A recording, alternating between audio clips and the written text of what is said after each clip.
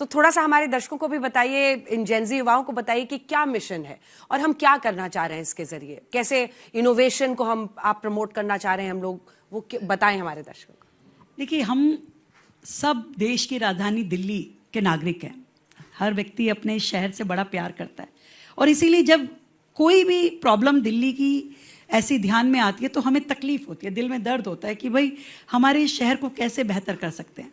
Pollution पे solution, मुझे लगता है कि एक ऐसी ड्राइव है जहाँ पे पूरी दिल्ली, पूरा देश इस पॉल्यूशन की समस्या को जड़ से ख़त्म करने के लिए अपने सुझाव दे सकता है, इस ड्राइव का हिस्सा बन सकता है। और हमारी सरकार ने लगातार पॉल्यूशन को सॉल्यूशन देने के लिए काम किया। हमने हर एक एस्पेक्ट पे काम किया। हमने ईवी पॉलिसी लेके आने का काम किया। हमने अभी बहुत बड़ा एक मास प्लांटेशन ड्राइव जो शुरू किया, पहली बार दिल्ली में 70 लाख पेड़ पौधे लगाने का काम। 70 लाख डिजिटल पोर्टल के माध्यम से दिल्ली के अलग अलग वर्ग, अलग अलग सोसाइटी और यंगस्टर्स ने, सभी ने उसमें पार्टिसिपेट किया। डिजिटल पोर्टल के माध्यम से अपने लिए स्लॉट बुक कराया, पौधे लगाए। और खास करके दिल्ली का जो रिज एरिया है, पहली बार किसी सरकार ने आके उसे फॉरेस्ट नोटिफाई किया। ये इससे पहले कभी नहीं हुआ कि आप सच में फॉरेस्ट को फॉरेस्ट के रूप में जानें और उसको अच्छे से डेवलप करें। तो ये भी काम करना। कंस्ट्रक्शन का काम पर मैं ध्यान लाना, हमारे रिपोर्टर्स गए स्टिंग ऑपरेशन, ब्लू शीट्स लगी होती हैं, पीछे कंस्ट्रक्शन हो रहा होता है। वो कौन सी इन्फोर्समेंट एजेंसी ये इंश्योर करेगी कि भाई ये ना हो? जब आप ग्रैब 4 लगा देते हैं उसके बाद भी काम चलता रहता है पीछे से। ये सच में आदत थी लोगों की, पर आप लोगों ने अगर स्टिंग किया तो ये भी आपको ध्यान होगा कि गवर्नमेंट ने एक्शन भी पूरा लिया। और उस एक्शन के पीछे हमने वो सारे लीकेजेस जिसके कारण से कोई भी कंस्ट्रक्शन साइट उसका बेनिफिट लेती थी और अपना काम करती थी। मैं ये मानती हूँ कि जिसे अपने शहर की परवाह नहीं है, जो सिर्फ अपनी चिंता कर रहा है, या जिसे मतलब अपने पड़ोसी की चिंता नहीं है, जो अपने लिए लगातार काम करता जा रहा है, उस पर चेक रखने का काम उतना ही आपका भी है जो एज ए चैनल, और उतना ही जनता का भी है। दूसरी चीज जो मैं बताना चाहूंगी कि ये जो गैप था इसे हमने ख़त्म किया है। हमने अपना डस्ट पोर्टल सेकंड शुरू किया है, जिसमें 500 स्क्वायर मीटर से ऊपर की जितनी प्रॉपर्टीज़ हैं जहां कंस्ट्रक्शन चल रही है, वहां पे हमने डिजिटल कैमरास लगाए हैं जो हमारे कंट्रोल एंड कमांड सेंटर से शुरू हुए हैं, जो AI एनेबल्ड हैं। और पूरी तरीके से अगर वहाँ पे डस्ट पैरामीटर पे वहाँ पे कुछ भी होता है, अगर अलार्म बजता है तो उसका नोटिफिकेशन हमारे पास भी आता है, उस प्रॉपर्टी के कंस्ट्रक्शन प्रॉपर्टी के ओनर के पास भी जाता है और तुरंत एजेंसीज एक्टिवेट हो जाती है और एक्शन लिया जाता है। तो ये पहली बार हुआ है कि AI ड्रिवन कैमरास के द्वारा सरकार ये डिजिटल मॉनिटरिंग कर रही है और पूरी तरीके से कंस्ट्रक्शन को हमने डिजिटल मॉनिटरिंग के पैरामीटर्स के साथ जोड़ा है। इससे पहले कभी ये नहीं हुआ था। तो ऐसे हर व्यक्ति जो उस समय कंस्ट्रक्शन करना चाहेगा या कर रहा होगा, वो पूरी तरीके से निगरानी में रहेगा और उस पर एक्शन लिया जाएगा। सरकारी कंस्ट्रक्शन का क्या होगा? कहीं मेट्रो का काम चल रहा है, कहीं पर अब आजकल तो दिल्ली में जब भी घर से निकलिए कुछ ना कुछ कहीं पर खुदाई हो जाती है, उसका क्या होगा? क्या उसको भी उस दौरान रोक पाएंगे? बिल्कुल, हर नियम बराबर का सरकार पे भी लागू होता है, जनता पे भी लागू होता है।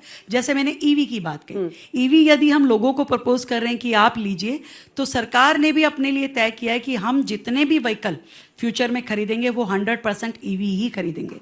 यहाँ तक कि हमारी जो मैकेनिकल स्वीपिंग मशीन्स भी है, उनको भी हमने ईवी खरीदने का ही ऐसा ना हो कि रेखा जी तो ईवी में चल रही हैं, पीछे उनके सिक्योरिटी वाले 10-15 गाड़ियां चल रही हैं पेट्रोल डीजल वाली। देखिए, मैंने आपको कहा कि हम भविष्य में एक भी नई कार जो खरीदेंगे वो 100% ईवी होगी। तो पुरानी गाड़ियां जैसे हम लोगों की नहीं हटा रहे हैं, तो इसलिए सरकार की भी चल रही हैं। और इसलिए नई गाड़ी जो भी खरीदेंगे वो ईवी खरीदेंगे, जैसे जनता का नियम वैसे हमारा नियम। कृत्रिम बारिश की आपने बात की थी, क्लाउड सीडिंग के जरिए। अब वो रोज होता था कि अब सिरसा जी जा रहे हैं और अब तो विमान उड़ेगा और बारिश होगी, और वो बादल कभी बरसे ही नहीं।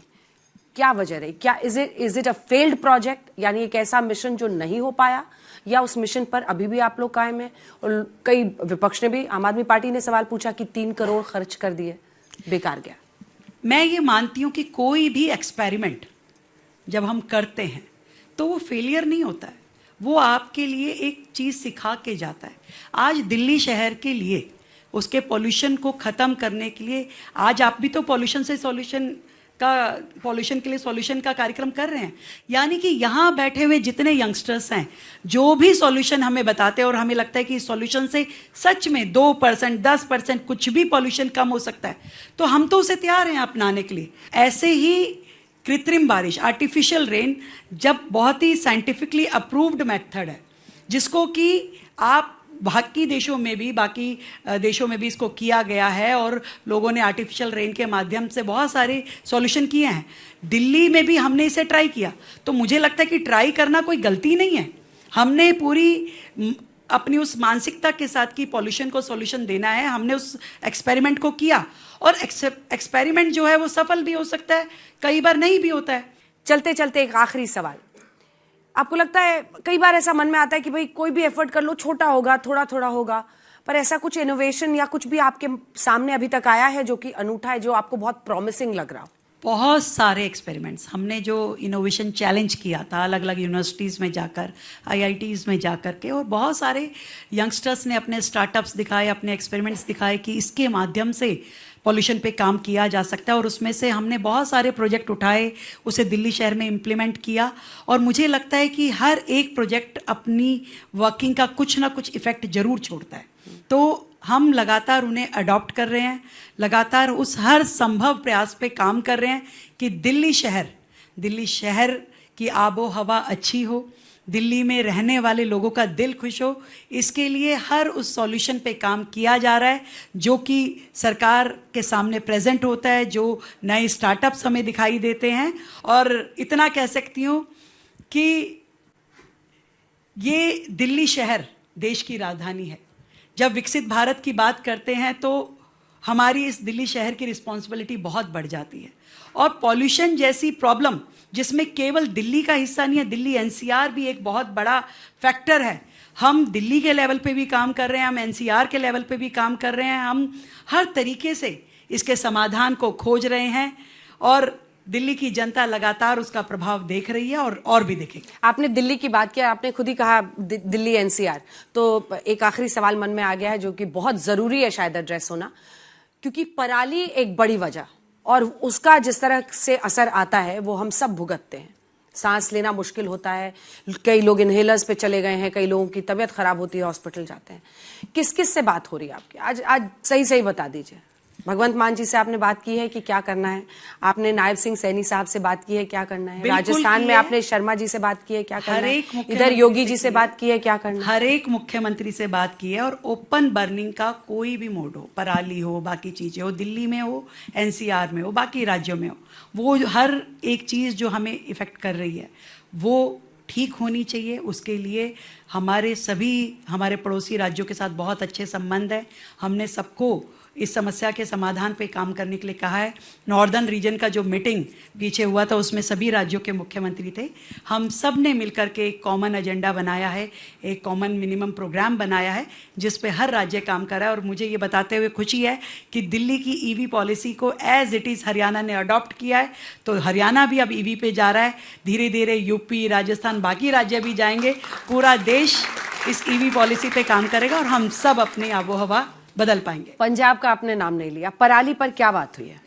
पंजाब की पराली भी खत्म होनी चाहिए, और मुझे लगता है कि मुख्यमंत्री जी इस बात को समझेंगे और जरूर जो उनके ऊपर मोहपाश है उसमें से निकल के इस सीरियस नोट पे आएंगे। वो तो सैनी जी भी करने से डरते हैं क्योंकि सबको लगता है कि किसानों की नाराजगी कौन मोल ले ले। बिल्कुल सैनी साहब तो आप ही के ऐसा। बीजेपी के हैं। हरियाणा में बहुत सारे ऐसे प्लांट बने हैं जो क्लीन फ्यूल पे जनरेट कर रहे हैं पराली से, और लगातार हरियाणा में, यूपी में, इवन पंजाब में भी कुछ ऐसे प्लांट खुले हैं। और मुझे लगता है कि उन सब का असर दिल्ली पे होने वाला है। दिल्ली के लिए इतना कह सकती हूँ कि ये माना कि अंधेरा घना है पर दिया जलाना कहाँ मना है, तो हम दिए जलाते रहेंगे और लोगों को रोशन करते रहेंगे। रेखा गुप्ता जी, आप काफी अच्छी शायरी करती हैं, मुझे पता है, बीच बीच में आप पहले से, लेकिन राजनीति की सख्ती कई बार इंसान को अलग बना देती है। उम्मीद है कि ये जो कोशिश है पोल्यूशन का सोल्यूशन वो सफल होगा।